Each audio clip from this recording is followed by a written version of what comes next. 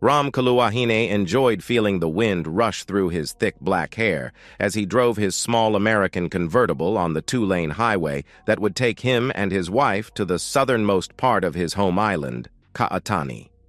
Located in the South Pacific Ocean, Ka'atani actually consisted of several islands, the largest of which was about 65 miles from tip to tip and home to about 1.5 million natives and another 100,000 foreigners, mostly Americans.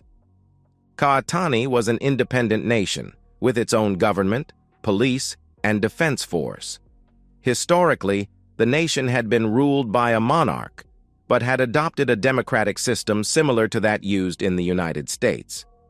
It had a president, who was elected to serve one 5-year term, and a House of Representatives, with members elected every 2 years by the citizenry. The nation had begun an aggressive campaign of modernization over 70 years ago under a previous monarch who felt it was time to bring the population into the 20th century. As a result, Ka'atani today had all the conveniences of modern life, including the internet, along with all the trappings of a modern civilization. Fortunately, the people had managed to remain true to most of their ancient values, and as a result, the nation still had the lowest divorce rate in the world, even surpassing India, which by some reports only has a 1% divorce rate. Except for the strange rocks scattered on the sides of Mount Satani that glowed at night, the sandy beaches, and the hospitality of the population, Ka'atani had nearly nothing to offer potential conquerors, and had so far escaped the stigma of foreign rule. Not even the Japanese considered Ka'atani during World War II, thinking it too far south to be of much use in its conquest of the Pacific. This was where Ram was born and raised, the place he called home, and he loved it. It was a good day for a drive, he thought. Not too hot, not too cold, and the humidity was bearable at this altitude. The reason for the drive, however, made him both angry and sad. He looked at the woman sitting in the passenger seat. Marion was her name. She was a California beauty, he thought. Blonde hair, soft, supple skin, and tanned, toned legs made for intimacy. She wasn't just his wife. She was every man's wet dream. He had just over an hour before they reached their destination, so he thought back over their lives together.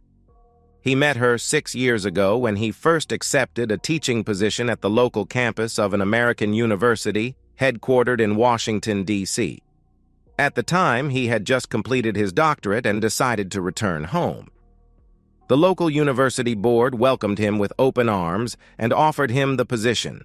He took to it like a fish to water. He loved teaching, and he enjoyed teaching the local youth.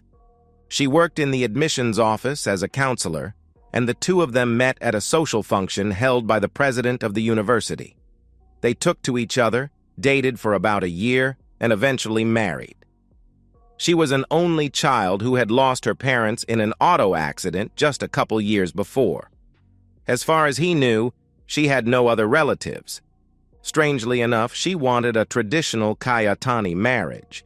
He thought that odd, since most local girls wanted anything but a traditional marriage these days. At first, he thought that maybe she was either patronizing him or was a bit delusional, and questioned her about it. Perhaps she didn't fully understand the true meaning of what she claimed to want, he thought. But she was adamant that was what she wanted. So he gave her a text file of the chant she would have to repeat at the ceremony and taught her the proper way to pronounce the words. She already knew some of the local language, enough to communicate in the local markets, but not enough to fully understand the real meaning of what she would commit herself to. The ceremony itself was beautiful. Toward the end, Marion knelt in her short white robe and picked up the pillow next to her. She held it up to him and chanted the traditional phrase perfectly. A rough English translation of the phrase was, "I submit myself to you, my husband, in body, mind, and spirit." Of course, there was a much fuller meaning of the phrase, but it had long since been largely forgotten by all but the oldest and most traditional of the population. He grasped the sivage sitting on the pillow, a short curved dagger carried by husbands in the old days, a sign that they were off limits and prepared to defend to the death that which was theirs and theirs alone. He admired Marion's handiwork, the richly adorned handle with the seal of his family. She had even anointed it with her own blood, as was done in the old days. After he repeated the chant, he held the knife and cut the ties holding her robe, letting it fall to the ground. She remained still, her naked body now in full view of those in attendance. He opened his own robe and presented his manhood to her. As tradition demanded, she took his manhood into her mouth until he was fully erect.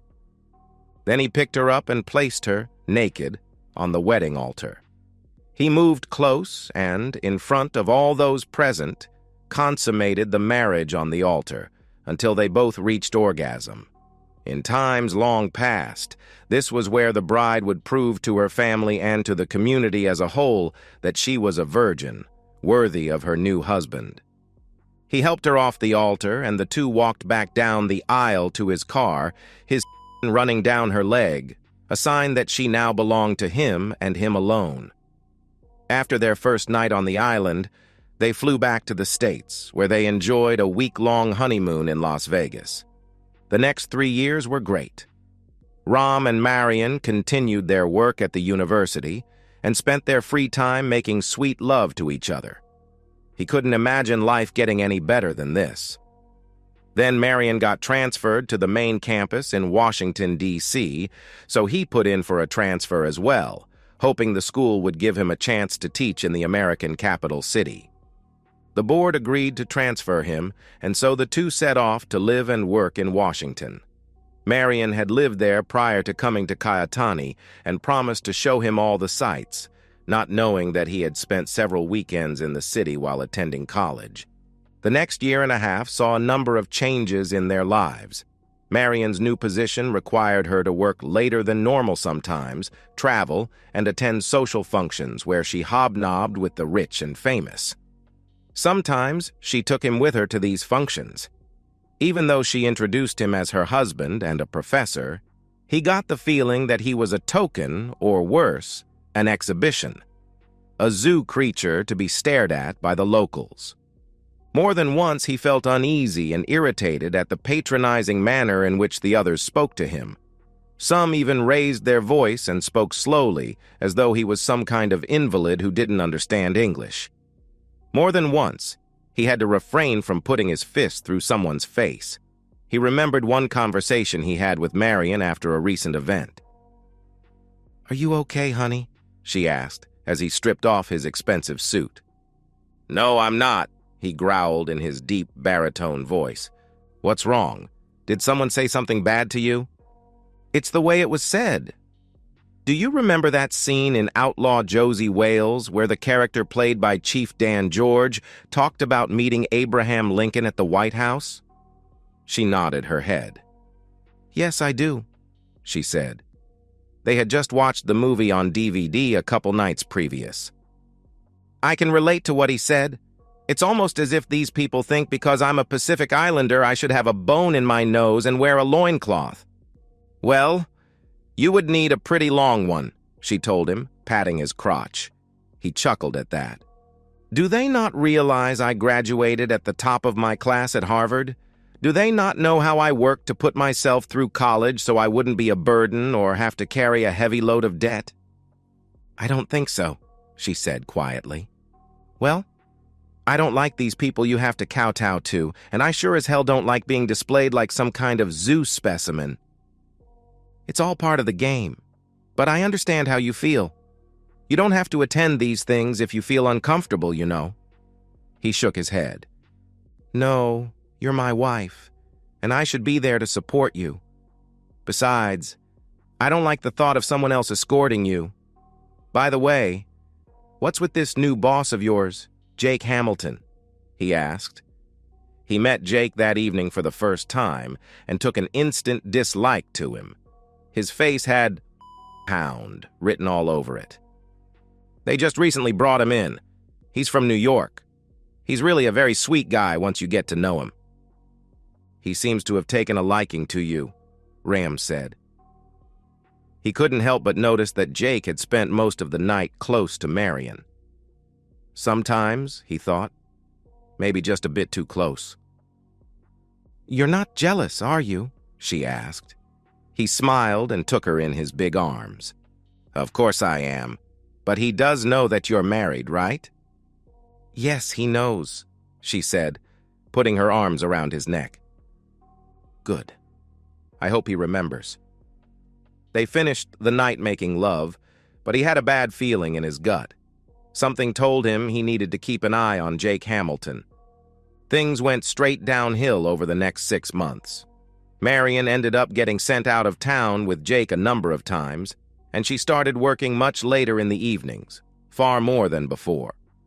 As a result, their intimate life all but disappeared, as she always seemed to be too tired to do anything.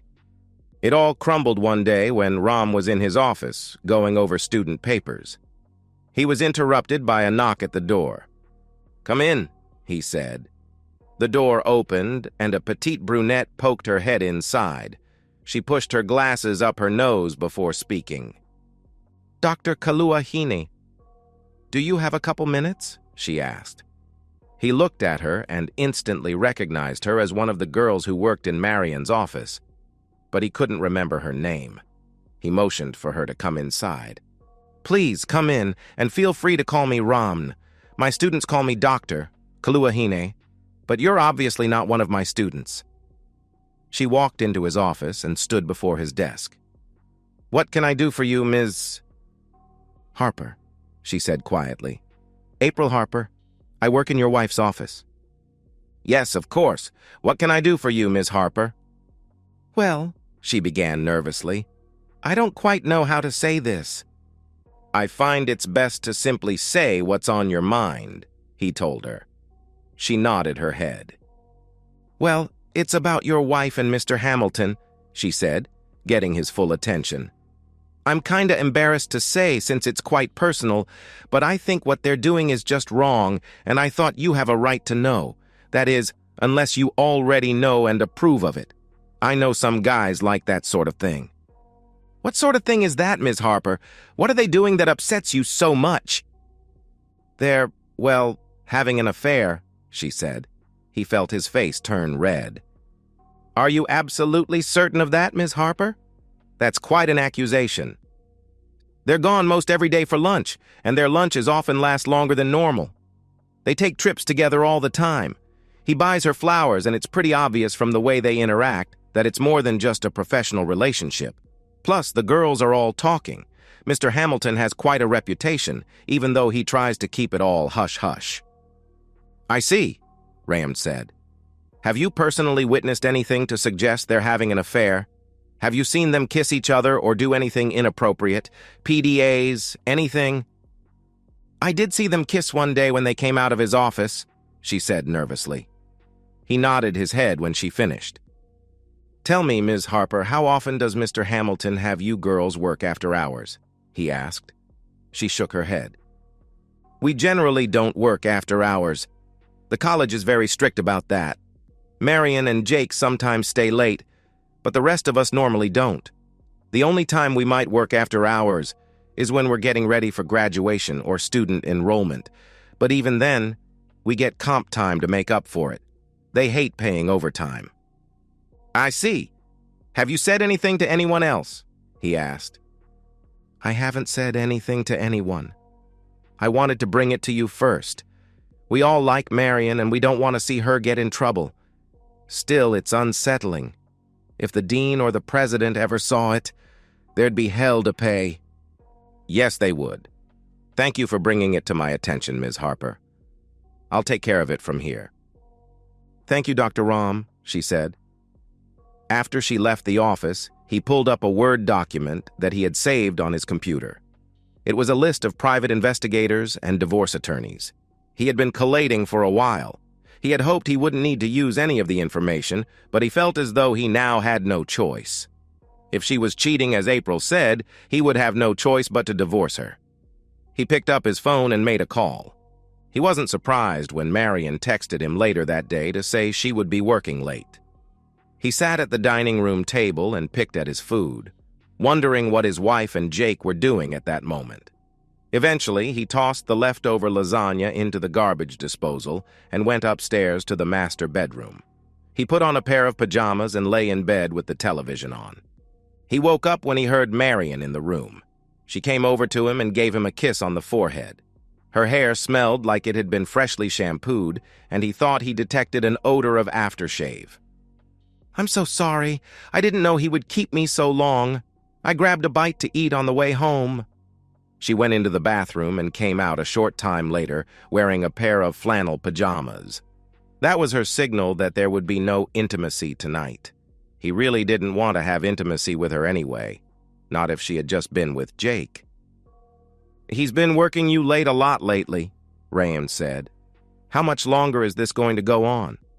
"Hard to say. He's kept the whole department working late." He felt rage hearing her lie to him, but kept himself under control. "The whole department, huh? I thought the college frowned on overtime." "Normally, yes. But he's got a big meeting coming up with some major donors soon, and we have to be ready for it. Oh, that reminds me. We're going to New York on Friday. We'll be leaving before lunch and we'll be gone for the weekend." "That's rather short notice," he said. Today was Wednesday, or rather, early Thursday morning. "That's why we're working so much now. I'm sorry, I'll make it up to you." "Okay," he said, rolling onto his side. He knew this was bullshit, but wanted to give her enough rope to hang herself. Later that day, Jake came to visit Ram at his office. He knocked on the door and entered before Ram could respond. Ram looked up to see Jake's perpetual smirk. "What can I do for you, Mr. Hamilton?" he asked. "I just wanted to drop by and apologize for monopolizing your wife's time. I'm sure you may have heard the rumors, and I just wanted to reassure you nothing inappropriate is going on." "I don't put much stock in rumors, Mr. Hamilton. I deal with facts and evidence, and I certainly hope for your sake there is nothing inappropriate happening." Jake's smirk wavered for a moment. This wasn't the response he expected. In his experience, academic types tended to be wimps. But there was something about this man that unnerved Jake.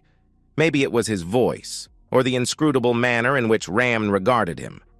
Nothing about Ram said wimp, and for a moment Jake considered abandoning his plans for Marion. "Of course not, Dr. Kaluahin. By the way, did Marion tell you that we'll be in New York this weekend?" "She did," Ram said.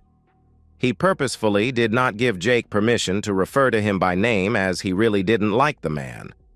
"Rather short notice, I must say. I had planned on taking her out Friday night. She's been spending more time with you than with me lately." "Again, I apologize for that. It's our work. It never ends, you know." "When do you think I might be able to spend some time with my wife?" Raymond asked somewhat sarcastically. "Very soon. We just have some things that need to be taken care of. Look, I have to go now. It's been nice speaking with you." Ram said nothing as he watched Jake slither out of the office.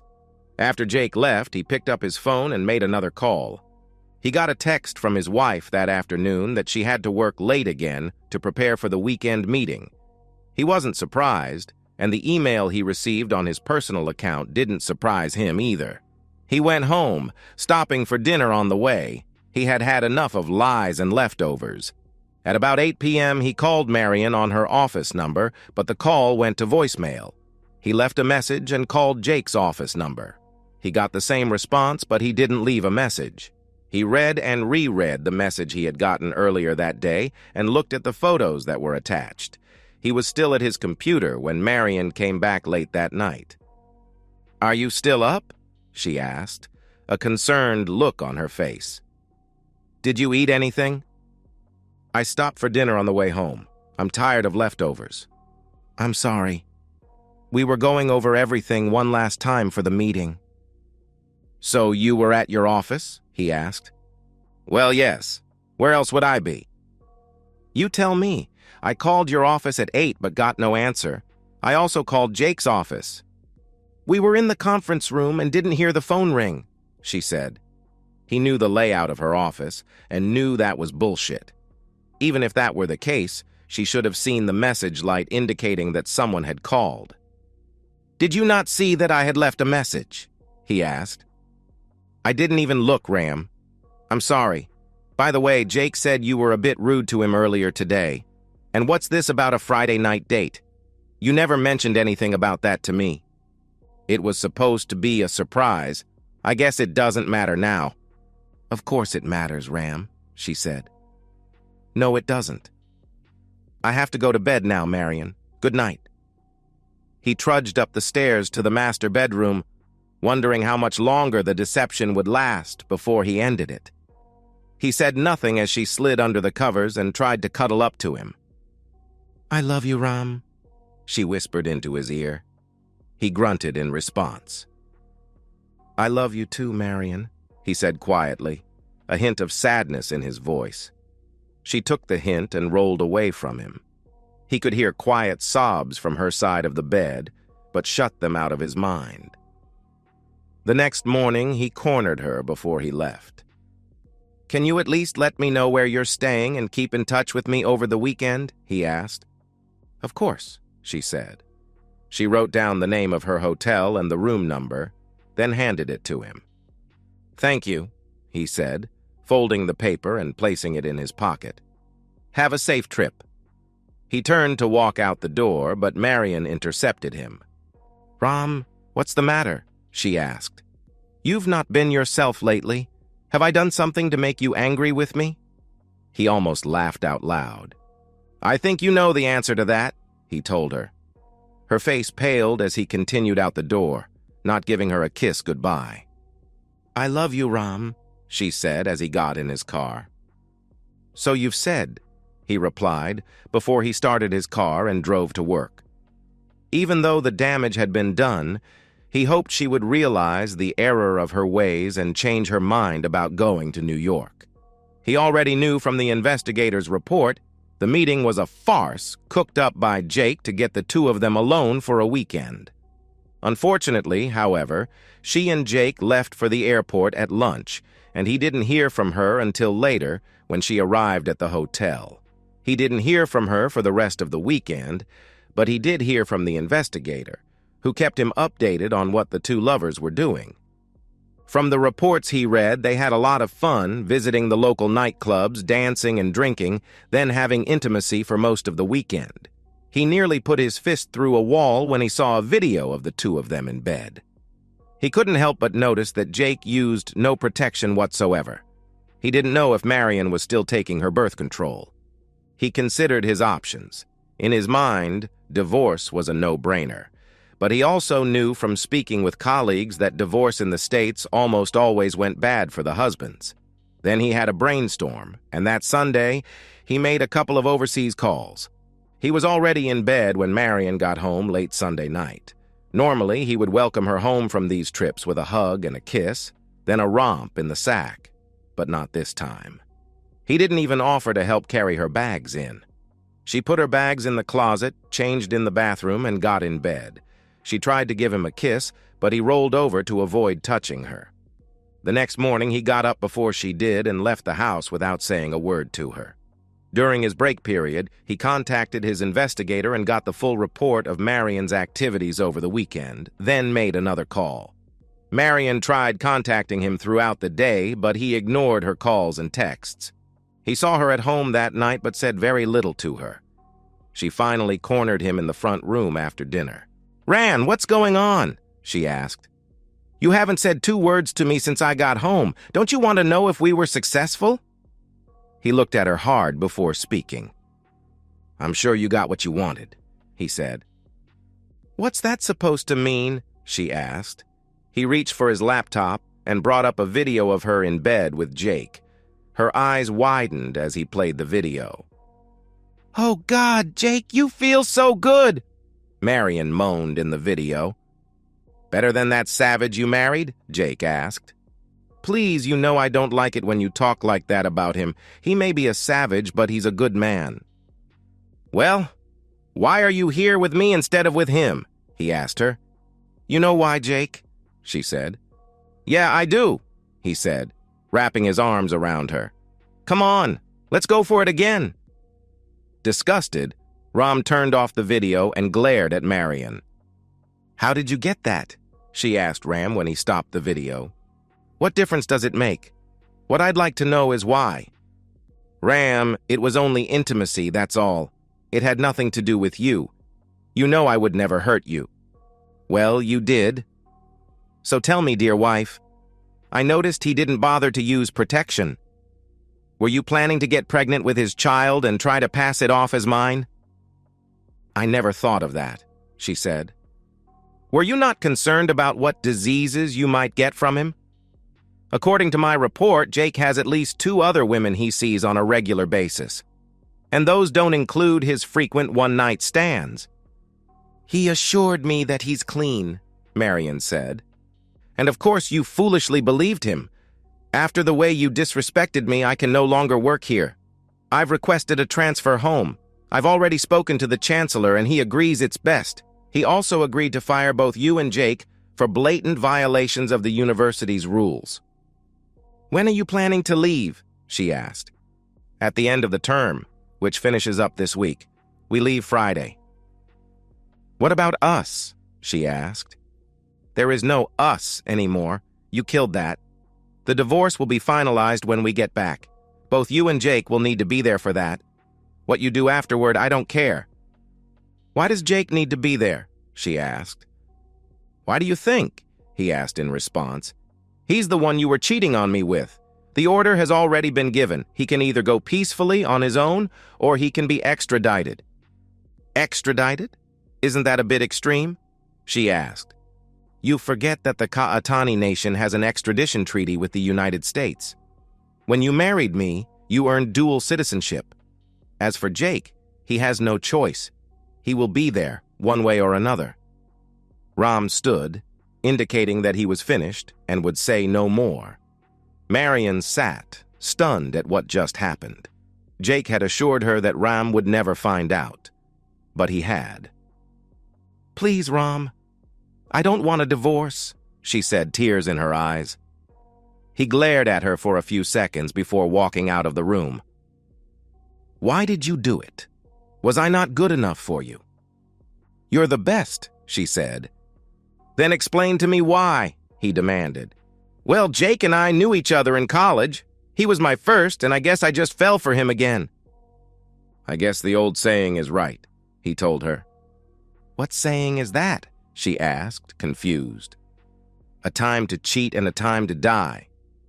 "What do you mean? Are you saying there's no hope for us?" "When you cheated on me, you killed our marriage. You killed us. I hope it was worth it to you." The rest of the week was difficult.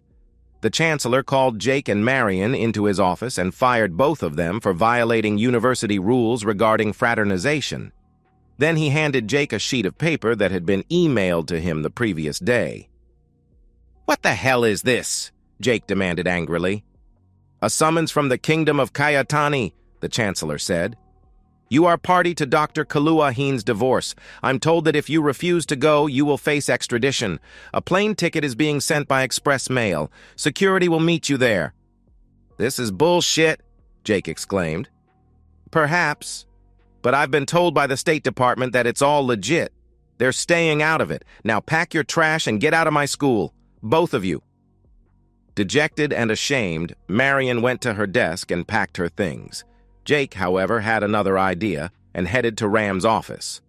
Ram was grading papers when Jake barged into his office angry. Ram put his grading pen down before looking at Jake. "You worthless coward!" Jake yelled as he charged across the office, determined to take the bigger man down. Ram calmly extended a hand and caught Jake in the throat, abruptly ending his reckless charge.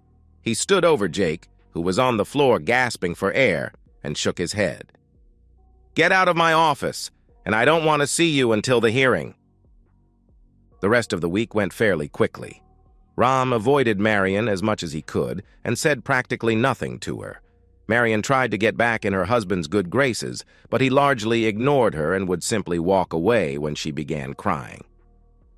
On Wednesday, movers came to the house, packed up their things, and prepared them for shipment to Kayatani. A realtor had already put a for sale sign in the yard. With everything out of the house and all of their affairs in order, Ram and Marion spent a night at a motel, sleeping in different beds. It was hard, as he always found her to be sexy and very enticing. But he was determined not to give in to her. They flew out early Friday morning. After they settled into their room at the Marriott Hotel, he made a couple of calls and learned that Jake had actually left the States and was on his way to the island. He then learned that the proceeding would take place on Monday, and Jake had been taken into custody by the King's Guards, an elite unit of the National Police. The weekend was hard on both of them. Marion did everything she could to talk him out of going through with it, but he rebuffed her efforts. "Please, can't we get through this?" she begged. He looked at her and simply shook his head. "No. You disrespected me in the worst way a woman can. You made your choice. Now you must live with it. But I promise it'll never happen again. Please, Ram, I love you." "And I loved you as well," he said. "What good are your promises anyway? Do you remember the promise you made to me when we married? You failed to keep that one, so how can I possibly trust that you'll keep any other promises?" "We can try counseling, can't we?" "Please, Ram, I'm begging you. It didn't mean anything. I didn't mean to hurt you." "Silence, woman," he thundered. "It meant everything to me, damn it. You pledged yourself to me and me alone, just as I pledged myself to you only. I kept my pledge to you, but you broke yours to me. Now, it's time to deal with it and move on."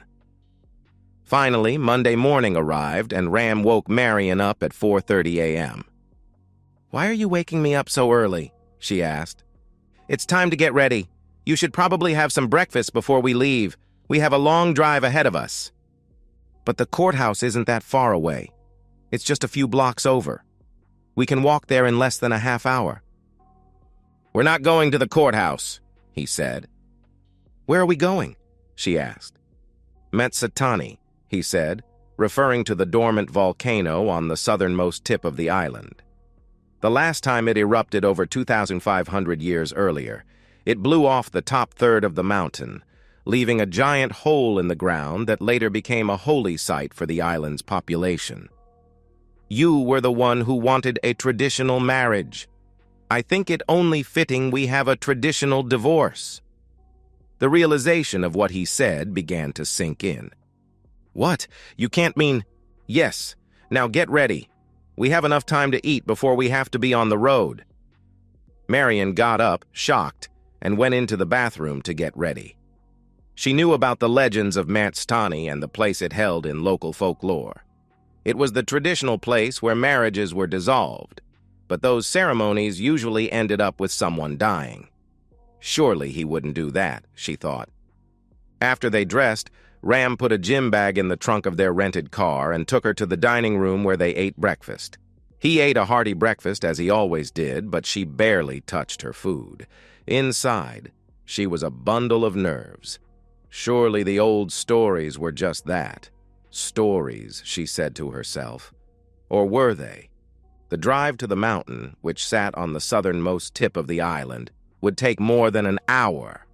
She sat in the passenger seat, looking out the window while feeling like a condemned criminal being taken to the gallows. Finally, they reached their destination. Ram pulled off the winding two-lane highway and drove to the parking lot, where he stopped the car. He got out, grabbed his bag, and opened Marion's door. "Let's go," he said quietly. Marion looked at him with tears in her eyes and slowly got out of the car. Her legs buckled under as she stood, but he steadied her and guided her to the ancient rock steps that led to the top of Matsatani. "Climb the steps," he told her. Trembling, she began the long walk up the staircase, wondering how many others had done this in ancient times. When they reached the top, 2 uniformed members of the King's Guard met them. As they looked, they saw several older Kaitani sitting in a semicircle in front of the ancient rock plank that jutted out over a giant gaping hole that was once the caldera of Matsatani. She knew the hole was at least 5,000 feet deep and a stream of lava flowed at the bottom. They also noticed a portable gazebo surrounded by the king's guards. Large flags flew on either side of the gazebo. Inside the enclosure was an older Kayatani, dressed in traditional garb. Marian gasped when she realized who it was. She looked at Ram. "Do you know the king?" she asked. "I should. He's my father's brother."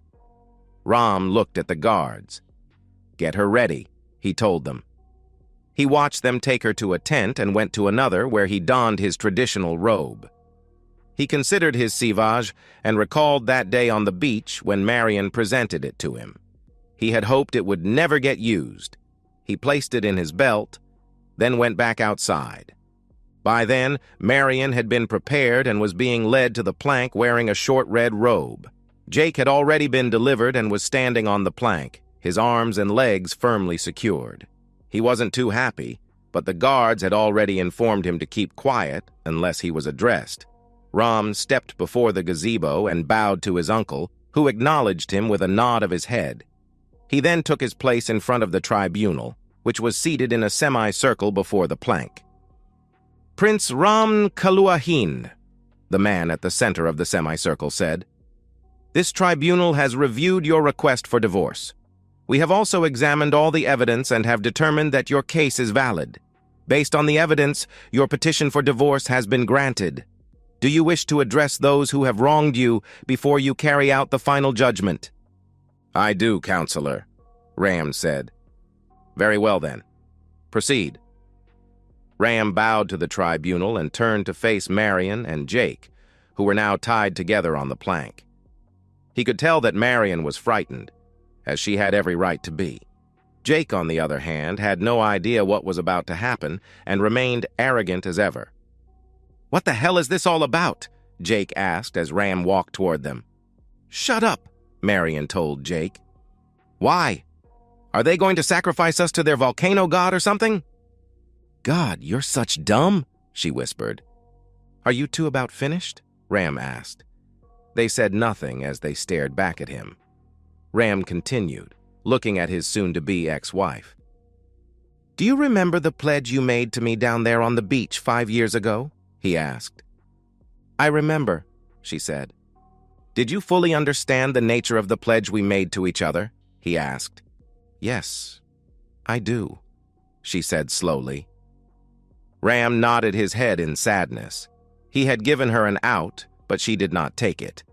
It would have been one thing if she did not understand the nature of her wedding pledge. Her admission to the contrary, however, sealed her fate. "Pledge?" Jake asked. "What pledge?" Marian wanted a traditional Kayatani marriage, part of which requires the couple to pledge each other their mind, body, and soul for as long as they live. You see, Jake, here, we believe that the most important traits a person can have are loyalty and fidelity. Without those, nothing else matters. In the old days, when a Ka'atani couple married, they pledged those things to each other in front of witnesses, with full understanding that the cost of betrayal would be their very lives. He pulled the sharp, curved knife from his belt. Jake's eyes widened when he saw the blade. "But that's murder," Jake stammered. "In your culture, perhaps. Here we call it divorce. This blade was given to me by Marian on the day we wed, as tradition dictates. It's more than just a bauble or a trinket to hide behind glass. In the days of my ancestors, it was worn by the husband as a sign that he was not available. It was also intended as a warning to anyone who might encroach on the couple. Someone like you, Jake." With that, Ram swung his arm out in a flash. When he was done, a red line appeared on Jake's neck, and his eyes went wide as he realized his carotid artery had just been cut. The blood spurted and poured down his neck, and he began to sway as he lost strength. Marian tried to steady them on the rock plank, but found it difficult as Jake lost the strength to stand. Suddenly, a strong gust of wind blew over them, causing Marian and Jake to fall into the abyss below. Ram closed his eyes for a moment in an effort to keep from sobbing. He opened his eyes and tossed the blade into the large hole, then pulled off his wedding band and tossed it after the knife. He heard a gavel pound behind him, and the chief of the tribunal spoke. "This divorce is final," he said. Ram stared straight ahead as the tribunal gathered their things and left. He felt a hand on his shoulder and turned to see his uncle standing beside him. "You loved her," his uncle said. "I did," Ram replied. "You even gave her a way out, but she didn't take it. In the end, she did the honorable thing." "I suppose so," Ram said. "I know this was the hardest thing you've ever had to do, my son," the king said. "Trust me, when you get into my position, it doesn't get any easier." "You will outlive me, uncle," Ram said. The older man chuckled. "Hardly. At any rate, your honor has been restored. Now it is time to mourn what has been lost and move ahead. By the way, Sika is anxiously awaiting a call from you. She still loves you, and she's managed to keep the hounds at bay." "After all these years?" Ram asked. "Yes," the king said. He pulled out a card and handed it to Ram. "She would be a good wife to you and a good queen when the time comes. And I must admit, I've always fancied having a real doctor in the family." The last time Ram had spoken to her, she was in the States working on her medical degree and was going through her residency. "Now please call the girl and give her your number, and let her know I'm not your answering service," the king said with a smile. Ram laughed at that. "Thank you, uncle. I'll do that." The older man smiled and patted him on the shoulder before leaving. Ram went to his tent and changed out of the robe he had worn. He sat for a minute and thought about Marion. He wiped the tears from his eyes and went down the steps to his car. After he got in the car, he pulled out his phone and saw he had good service. He dialed the number his uncle had given him. "Cha," said a sweet female voice after the first ring. He thought back to his younger years and recalled the sweet, curvy, dark-haired woman he was so attracted to before he met Marion. "Cha," he said in response, "the divorce is final." "Good. Now please come home to the one who loved you first, Ram. I've missed you so much." "I'm on my way," he said. Perhaps there really is something special about one's first love, he thought. And that's the end of today's story. If you enjoyed it, please give this video a thumbs up and drop a comment below. Your support helps the algorithm push my content further. If you're new to the channel, don't forget to hit that subscribe button. It really helps me keep creating more stories for you. Thanks for watching, and I'll see you in the next one.